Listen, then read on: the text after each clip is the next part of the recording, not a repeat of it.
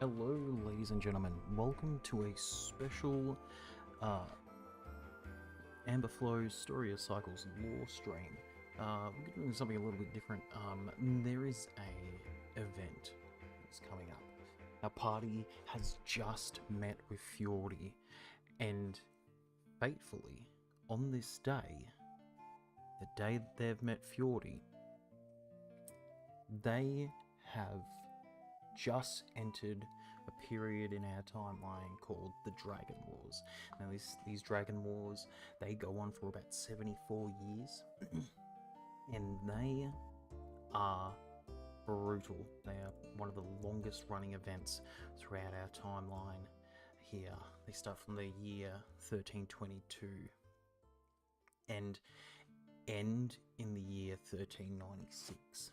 Now, players are currently in the year of 1322, and it's just coming to sort of the midpoint of 1322, and I thought, how do I simulate a world sort of at war in its entirety, and how do I translate that in a way for not only the players to see and to sort of absorb and see how that molds and shapes the world, but also how it could potentially be entertaining for our audience. And rather than sort of creating this massive map with lots of all these different provinces and having my players or some friends and stuff like that play one of the 15 dragons and have to create a system of this war game, fighting over this massive territory, a game that would take hours and hours and hours of figurines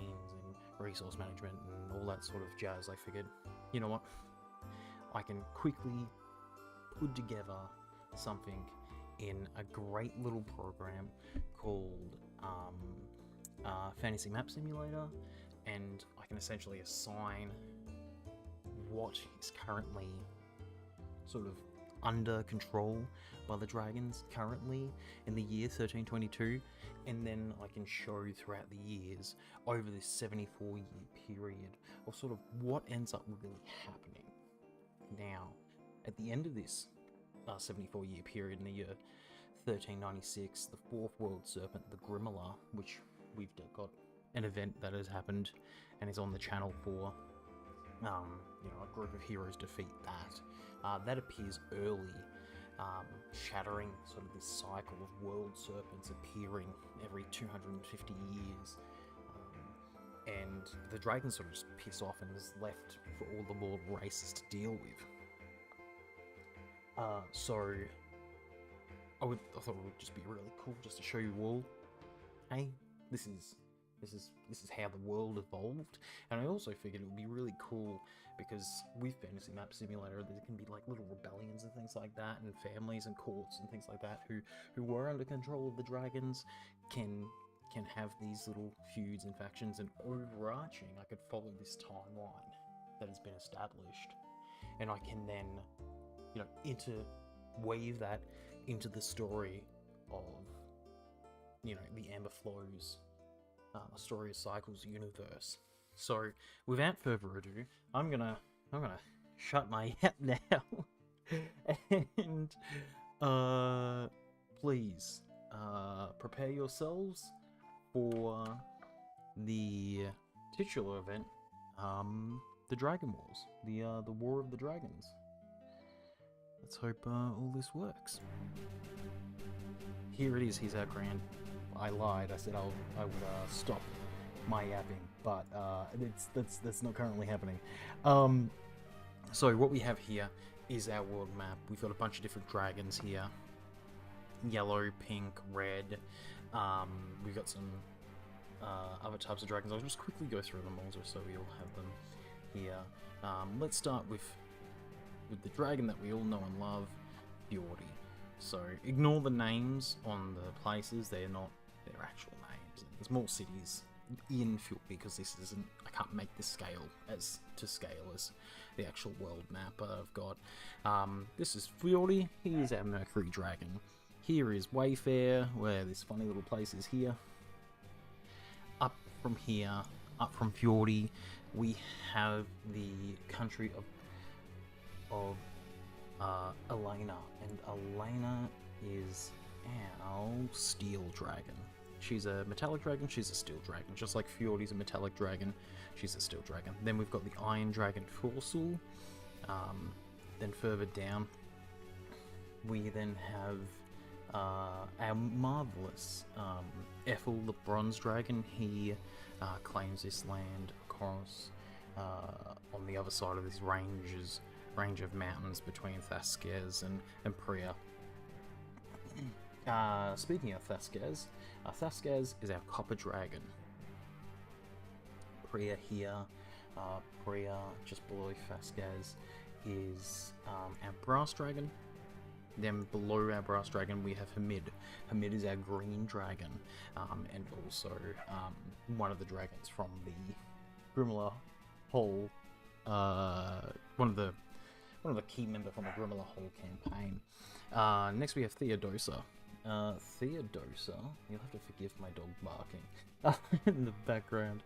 Theodosa, let me just, sorry, I'm also scrolling through a list of the dragons. I've got quite a few on wraps.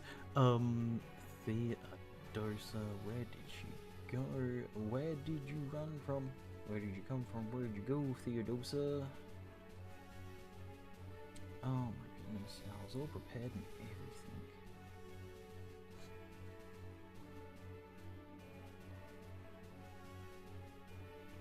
Theodosa.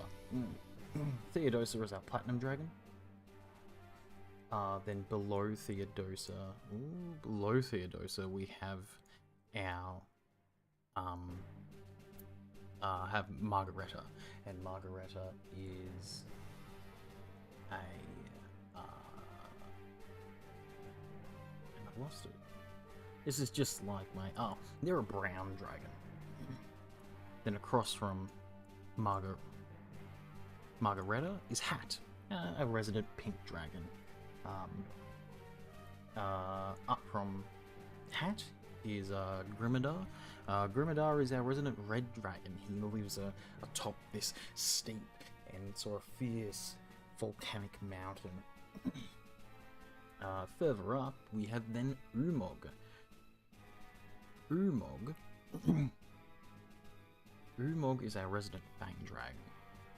Then next to Umog, we have our blue dragon Voldar, which the party in a recent episode had actually found one of Voldar's old eggs. Up from Voldar, we have Petch. Petch is our emerald dragon, one of the few gem dragons that we have here. Next is Osmond. Osmond is a beryl dragon. I like to incorporate a lot of the Dungeon Dad stuff when it comes to the dragons. It gives quite a lot more of a range of dragons, and there's pretty much any dragon type in D&D there is a dragon for in this setting. Next, traverse all the way over here, we have Gayatri. She is a crystal dragon, another one of our gem dragons. They have this spot over here. Further down past that aisle there, down into the cold, frozen south, we have Ord. Ord is our resident white dragon. Next, this little section of islands here is Haketh. Haketh is our gold dragon. They own this section of islands here. Just near Haketh is Ernest, and below Fjordi is Ernest. Ernest is... oh goodness gracious, I don't think about Ernest a lot. This is one of the few dragons I think about at all. Ernest is our silver dragon, and they own this sort of little bottom part of these aisles here. And down from Ernest is Jaheros. Jaheros is... they're our Amethyst dragon. Part of the Elvish homelands is Jaheros. Then below Jaheros, we've got Ithaca, the Obsidian dragon. Technically a dragon, I think, off the top of my head. Yes, a gem dragon. Across from Ithaca is the very hidden and what's the word we use? Isolationist country of Kogo. Kogo being the black dragon. And then we've already gone over all of these. We've gone over them all, and that is the dragons who own territory in our setting here. And with that all being said, I will start. I'll stop yapping. Yeah, that's our land. This is our setting. The players have been in Fjordi on this isle down here in Wayfair currently at the moment. So, yeah. Well, now that's all done, I think it's time to start, and I think this brings a little bit of spontaneity into it. You know, it's good to use these resources, especially how easy it is just to throw a height map in here and just adjust the countries a touch, so we can have a look at sort of how the country changes. Alright, I'm going to put this on about ×2 speed, so we can see it sort of relatively within some time. We're ignoring the time and date at the top there. Just know that the year starts at 1322 when this all happens, and this will go for 74 years. So up there, the first number after AD, by the time we finish, we'll be sitting at 75 AD. Okay, alrighty. And with that, enjoy the Dragon Wars.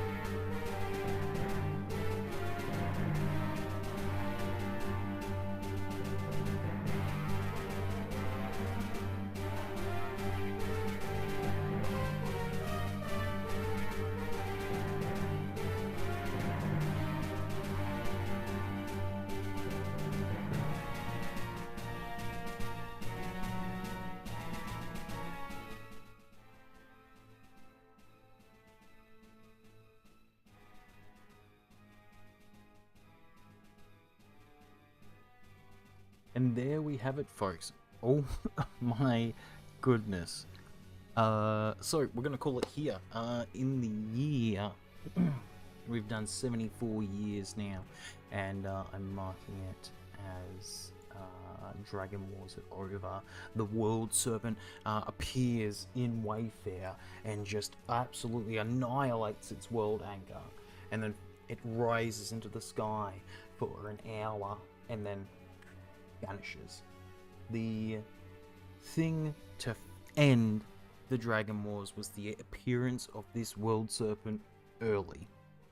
The Grimala makes its appearance and the dragons go, we ain't here for that, see you all later, and they fuck off. They find a way out of this plane, the common plane, and they go, y'all can have our hordes now to the mortals. So, let's go over what we have just witnessed, because quite clearly there is quite a bit that has happened here. Quite a few things that I was not expecting. Every time we run this simulation, it's entirely different. It's all completely different. Last time I test ran this simulation and I told the current party how it went, Hamid, bam, gone like that. Gayatri didn't even have the landmass they have now. They just stayed in their spot and they're like, we're good. Fjordi just fucking wiped the floor with a bunch of places. Volda got smashed. Grimadar actually ends up getting wiped out every time I run this simulation. And Petch, I'm surprised Petch survived. I don't think Petch's territory has changed a single bit, to be honest. Not a touch. So, I'm quite astounded. Let's go in and let's see the current nations that are left over. Ernest surprisingly did really well and managed to, what I assume, retain some of their territory.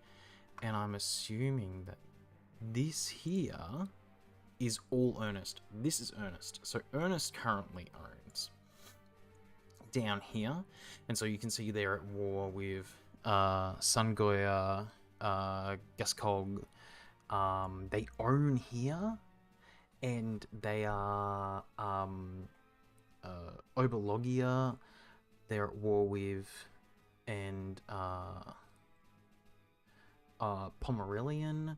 So they're all over a couple of places, but Ernest did alright. He's got an alliance with, I don't know who this is, but we'll find out shortly. Ernest did alright. Ernest actually retained their homeland, and walked away with some land later on. So that's really good. Let's just hit the question mark in the room, right? Gayatri. Look at fucking how well Gayatri did. They don't own any land on this part of the hemisphere aside from their homelands, and literally, I'm going to say 30% of the map. They absolutely must own 30% of the map, and apparently they've got severe corruption and their treasury is in a deficit. So, yeah, they're doing swell. They're doing swell. Let's go next. Let's have a look in the Isles of Gayatri. It looks like Gayatri is trying to put down some rebellions. Gascon, again down here, they have here and there. They're doing alright for themselves for a little rebellious fucker. Next, let's go have a look at the previous lands of Elena and Sangoya. Apparently, this place is... Ah. Okay, there's a couple of different houses of Sangoya, I'm going to assume then. Let's have a look here. Basknaken. I don't know the words for this, but okay. They're doing alright. They're doing okay. They're leading a rebellion against Gayatri. Obviously, once the dragons just up and leave, it's like removing all sort of heads of state in this setting. It is kind of like everyone just stops and they go, oh, this war was devastating over its 73 years. Billions of untold losses. billions more political prisoners and prisoners in general. So like, you know, it's a moment for pause. Wars stop. The war just stops, and everybody just goes, "How the fuck do we?" They got to focus in on their own little patches to rule and maintain. Petch is doing great. They're literally at war with everybody who isn't near them. So Petch is just doing swell. It's like people just declared war on Petch, and Petch is like, alright, if you can come and get me, go for it. Now, I was not expecting Thraskits to do so well. Last time I ran this simulation, Thraskits completely shat the bed. Absolutely shat the bed. And I was stunned that they've done this well now. So I'm pretty impressed with these little islands. East Fokian. Yep. Cool. Osmond. Now, if we remember, Osmond was right here beside Petch, and Gayatri smashed the shit out of him. Osmond's a fractured state. So yeah, they're a fractured state at the moment. That's interesting. Then we've got Hamid. Hamid does not have any... Oh, Hamid does have extra territory down here as well. And down here. I'm quite surprised he's done that well. Good job, Hamid. Last time you got your ass kicked. Yeah. Now, this was the land where Osmond and Thraskis have of Margareta. And then Kaftrin was down here, which is what Voldar, the Blue Dragon, now owns. And Voldar does not own any other land. He's at war with a lot of people. Like, it's very broken up here at the top. But he's not doing that bad. He's doing pretty good. He got wiped off the bat last time, so he does kind of have this little bit of a patch in between here. So he's got a bit of a fracture here. You know, he can still get resources, and he's split here, but he's sort of encircled. So, you know. Let's go with some no-namers. Fresoget, they've got this place. Do they? They're here. No, that's it. I think that's it. They don't own very much. Sangora, they own quite a bit around. They got quite a lot of enemies. There's quite a few of them, so it must be a couple of different family members of this house that have fractured off from one another and decided that, well, fuck it, we're gonna fight and take over. We see the opportunity during this war. Wars like this is a massive land grab, massive opportunity for being able to go out of their way and sort of grab and take as much as they can. These sort of outside parts from where Ord was, this is all ice and snow land, and you know, dragons, when they go around, they change and shape the world. So, you know, these places appearing, these countries appearing in the nomadic lands and areas are quite interesting for me. So this gives me quite a bit of stuff to actually fuck around with now. These guys, oh goodness, Maconis, I'm going to say, have done fairly well for themselves. They're doing alright.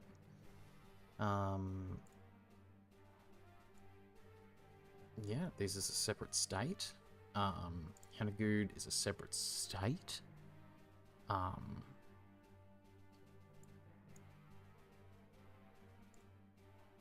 They're a separate state. They're not a part of things. No, yep, there and there. There they are. They are in this and this. Oh no, different state. Two different names. Right, okay. Different houses again, splitting off from each other. Quite interesting to see Ithaca. Oh my god, the elves. Is Ithaca an elf? Hang on a second. I don't think Ithaca's a Ithaca. Oh, that's the obsidian dragon. They managed just to survive all the way down here. From their swath of land here, which they lost, Ithaca is now here, and they're at war. Dang. Dang, dang. This is... yeah, this is wild. So this is the map. This is what's happened. So what I'm going to do now is that I can then go settings, and I can export the map, export the screenshot, off, oop, off, perfect. I'm just gonna quickly, no, I need it to go to here.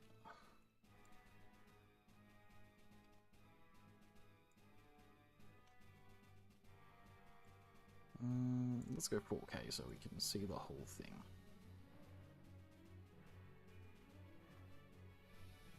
Dang dang, there we go. That one's been exported, so I have that now as a copy. And then we are going to export the history. So I've got what's happened. Again, I need that to go here. And there we go. Thank you all very much for coming and watching and just seeing this little spectacle. It was very interesting. I've got a lot of lore to now write off this. A few folk are going to be pretty pleased. Others not so much. Yeah, I'm surprised as many dragons ended up maintaining their territory. We've got about Ord. We've got about our friend Ord down here. He's in a lot of wars at the moment. He's got no allies. So things have been great. We've done really well. They've done really. This has been very interesting. Looks like somebody got their hands on. Hamid got their hands on the Taurus Island, which is the place where the House of Answers is, and they're like a mystical sort of like magic police, sort of. They've popped up in the story. Well, they haven't popped up in the story themselves. Just members, folk associated with them, assets of the House of Answers has appeared in this in the story before. So the fact Hamid currently has their hands on it is outstanding. Hamid, round of applause. Round of applause for Hamid. Good job, mate. 10 out of 10. Green Dragon. Hey, I know a player is going to be very happy about this. Yeah, that's a campaign in itself, how he managed to do that. That is a campaign in itself, how he managed to do that. I've got so much to write about this now. I'm going to go have a big read through all that history. And then, yeah, again, thank you all for coming on by. And I will see you,